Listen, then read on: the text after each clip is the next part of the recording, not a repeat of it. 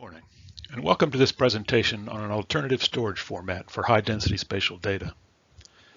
My name is Steve Thayer, and I'm a project manager at ESP Associates in Fort Mill, South Carolina.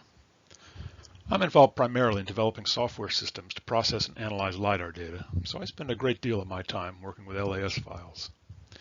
Today, I'm going to present a prototype file storage format which we developed at ESP to deal more efficiently with large, high-density LiDAR datasets. The motivation for this work stems from a project that ESP delivered to the state of North Carolina a number of years ago to serve up LiDAR data to the general public. The public-facing front end of the system is a simple map of North Carolina which allows a user to snap a rectangle and request the enclosed LiDAR data. The back-end software, which I developed, locates the LiDAR tiles that overlap the region of interest, extracts the required records, and builds the requested LAS output file. The concept here is a little different from the standard bulk data download system, which operates on a tile granularity. It's more of a targeted approach. While optimizing the code, it occurred to me for the umpteenth time just how inefficient the LAS file format is for extracting regions of interest.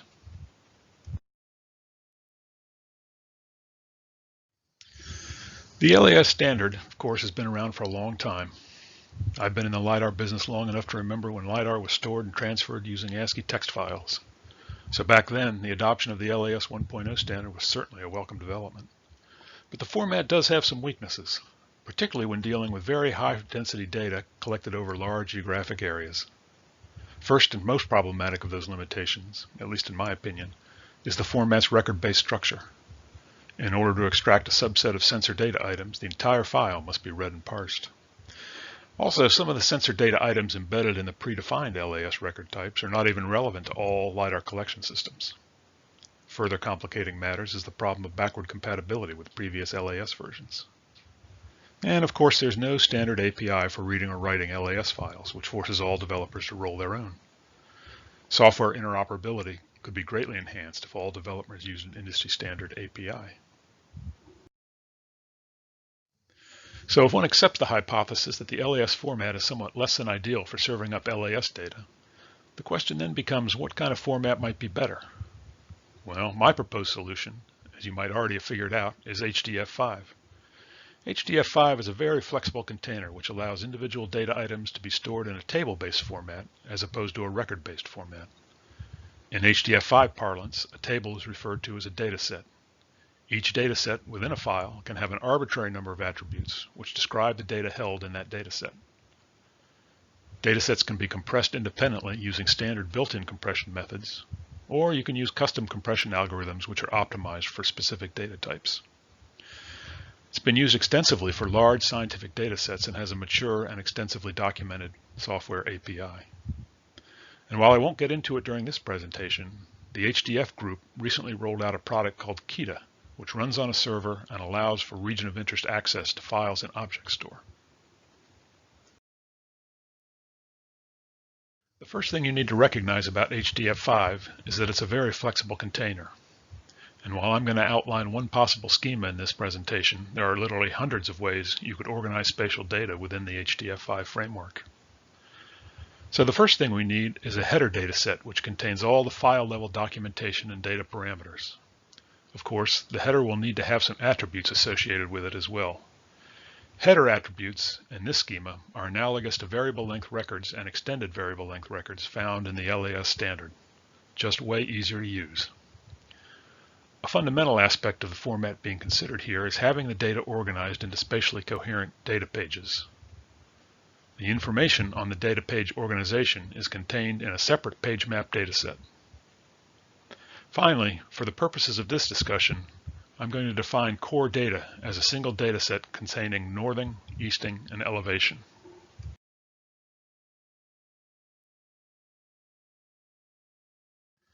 All other LAS data items like point classification, intensity, and the like are all contained within their own datasets.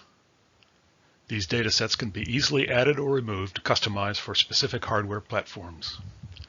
And importantly, any client software can easily retrieve a directory list of all the datasets within a file. Conceptually, the ability to customize the datasets within a file eliminates the requirement of having multiple LAS record types and extensible LAS records. So now I'll just briefly describe some of the predefined datasets in this prototype file format. First is the header dataset, and it is, of course, a required element. As with the LAS file specification, the header holds data and documentation which pertains to the entire file. Projection information is held in an attribute of the header dataset and is, of course, also required.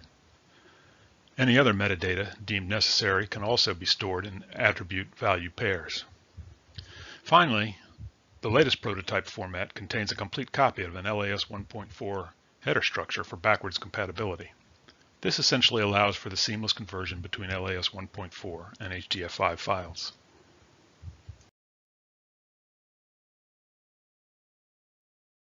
The pagemap dataset defines the rectangular grid used to partition the LAS data into what are referred to here as pages. In the current version, page size is fixed, with the optimum size being determined by point density and data precision requirements. Each pagemap entry holds the number of points in that page, as well as some additional information pertaining to compression for each of the datasets.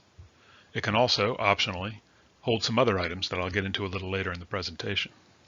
Finally, the entire pagemap structure is compressed as a single unit. The compression used throughout this prototype format is open source zlib compression. So when an application opens one of these HDF files, it first has to read the header dataset and then read and decompress the pagemap.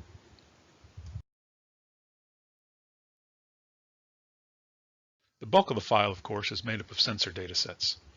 Earlier, we defined a core dataset which is made up of northing, easting, and elevation.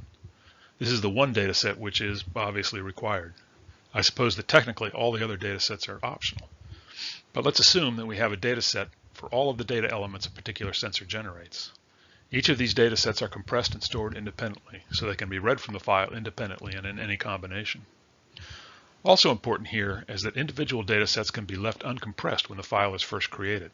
During data editing, for example, it's important to be able to quickly update the point classification data without having to recompress the file. After editing operations are complete and the data is ready for delivery, the point classification data for the whole file can be compressed in a single step.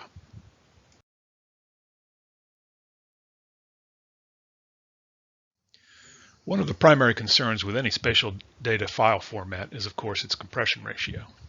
So as a basic test, I converted approximately 64 gigabytes of 30 point per meter Geiger data to the prototype HDF5 format described here, and compared it to the same files compressed using LAS zip. Now, comparing compression ratios can be difficult.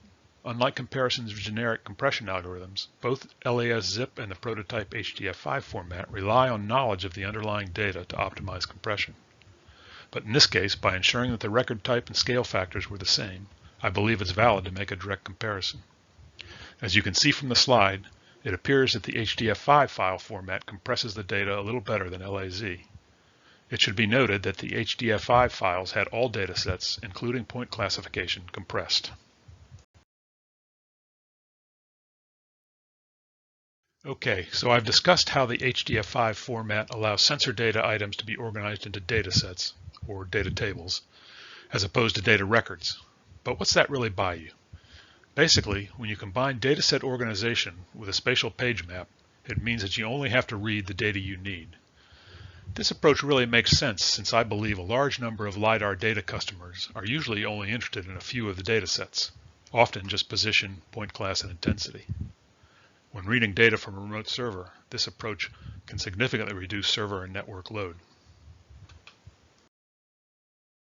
In order to test out how well this prototype file format might perform in a more realistic setting, I set up a side-by-side comparison test using the back-end software of the North Carolina Spatial Data Download website that I discussed earlier.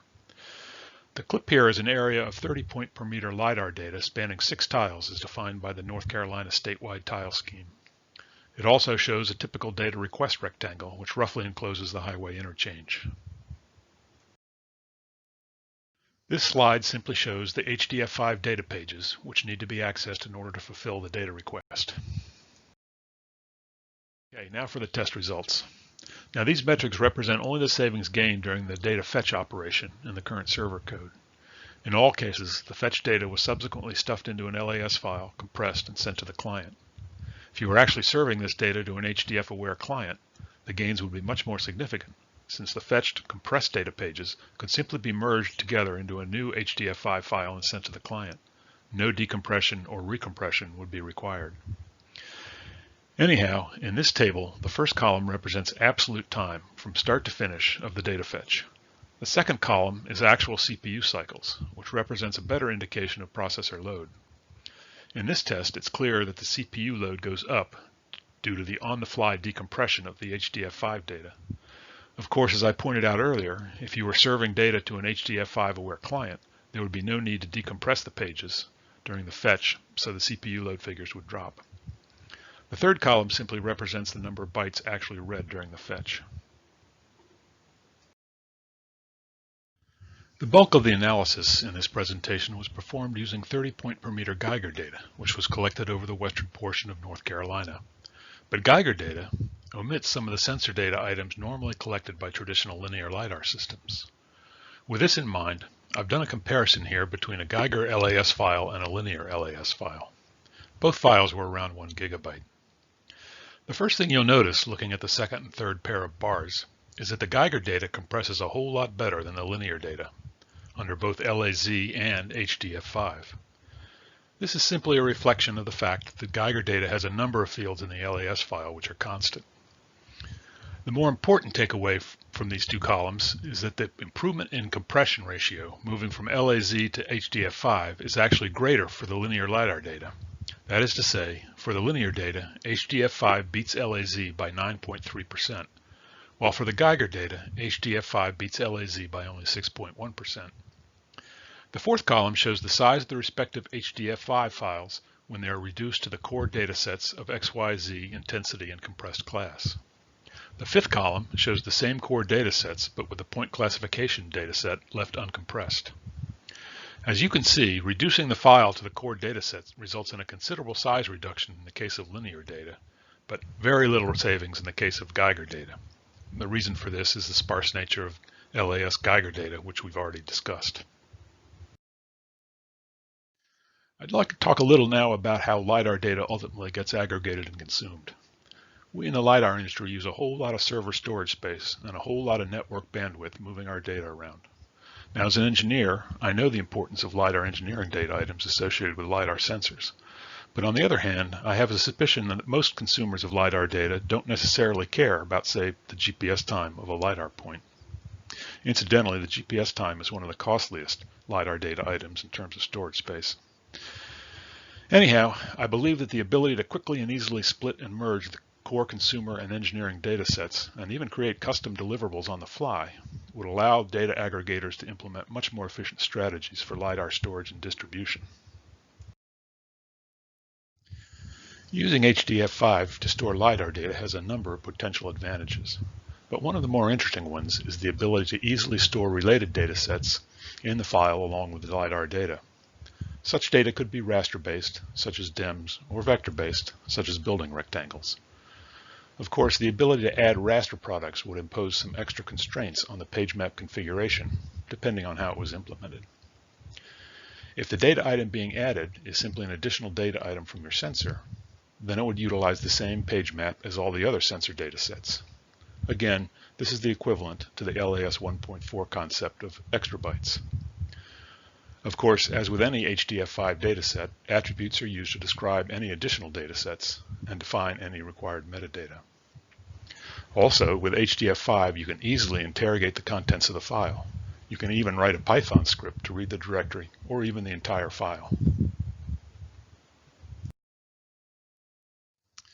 As a quick example of using embedded data products, I've taken a colorized mobile LiDAR file and added the vehicle track. As you can see from the dialog box, the track dataset, which is simply an ArcZ object, shows up in the directory right along with all the other datasets.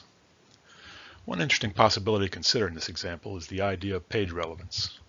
Individual data pages within the page map could be assigned a relevance value. In the present example, relevance might be related to the distance from the vehicle track. This would allow HDF5 aware viewers to load data progressively in order of relevance. And although you never want to throw data away, the very far field data in this example could be assigned a relevance of 0, allowing it to remain compressed in the file, but never read unless somebody really wanted to see it. One word about the sizes shown in the dialog box. In this prototype format, any dataset which contains a constant value will not have an actual dataset created. The constant value will simply be noted in the pagemap entry for that page. The size for constant datasets will be listed as 0. In the case of the track dataset, its compressed size is simply less than 100 kilobytes. So now we get to the no free lunch portion of the presentation. In the current version of the software, creating an HDF5 file from LAS takes about twice as long as creating an LAZ file from LAS. This increase is due primarily to the time required for spatial sorting and organizing, although I would point out that the page nature of this HDF5 file format could make it an ideal candidate for GPU acceleration. At any rate, I would look at it as a one-time cost, which would pay for itself many times over with the performance gains each time the file is accessed. It's also important to note that the HDF5 files can be split, clipped, and merged without penalty as long as you maintain the original page map structure.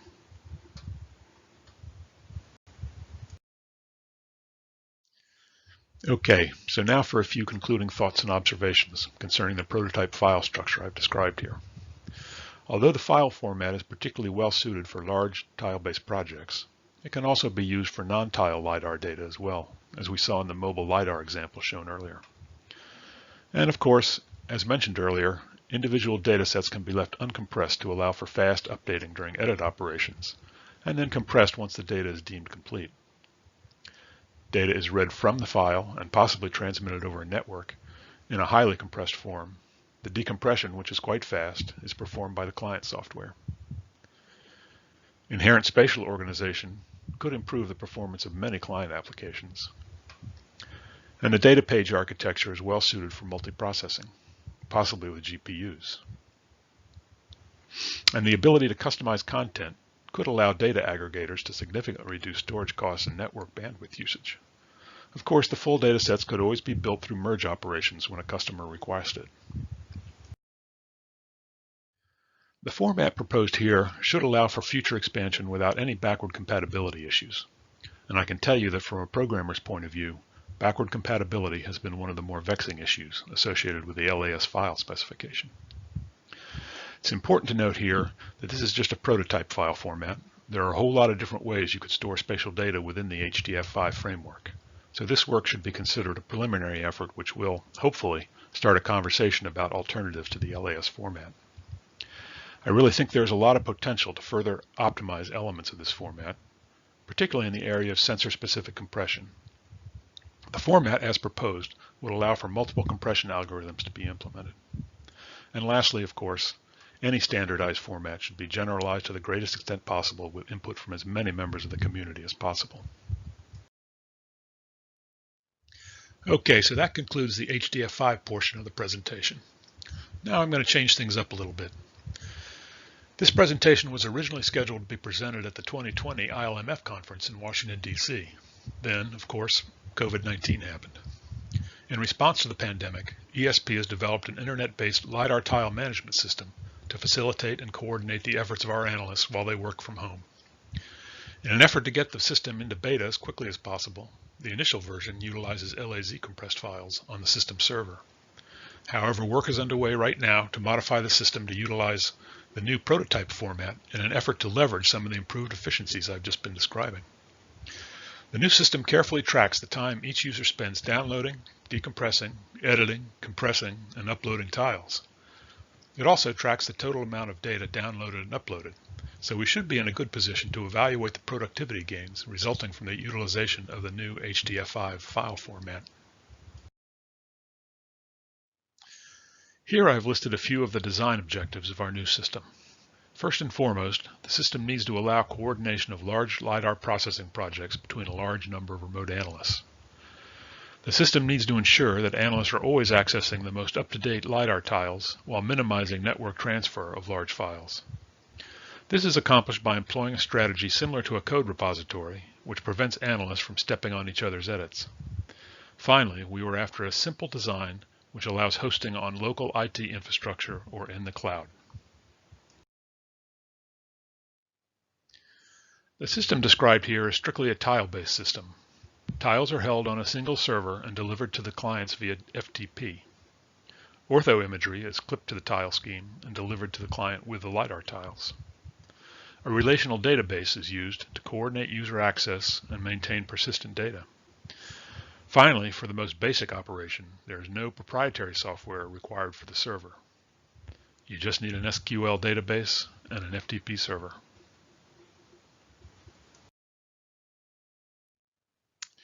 The system is organized at the topmost level as schemas. Each schema contains an arbitrary number of projects and a unique authorized users list.